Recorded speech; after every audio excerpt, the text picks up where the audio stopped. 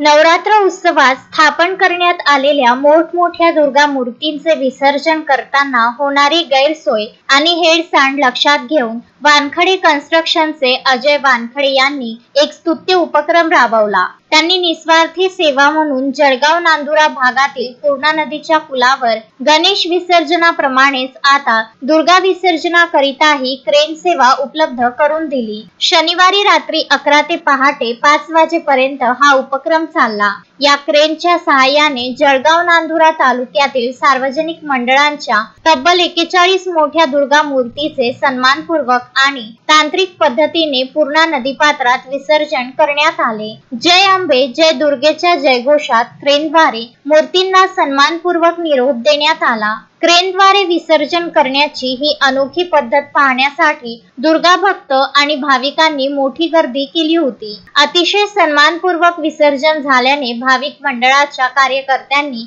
समाधान व्यक्त केले। हा सामाजिक उपक्रम भविष्यातही सामूहिकरित्या राबविला जावा अशी अपेक्षा अजय वानखडे यांनी व्यक्त केली आहे। मनीष ताडे, विदर्भ न्यूज, जळगाव जामोद।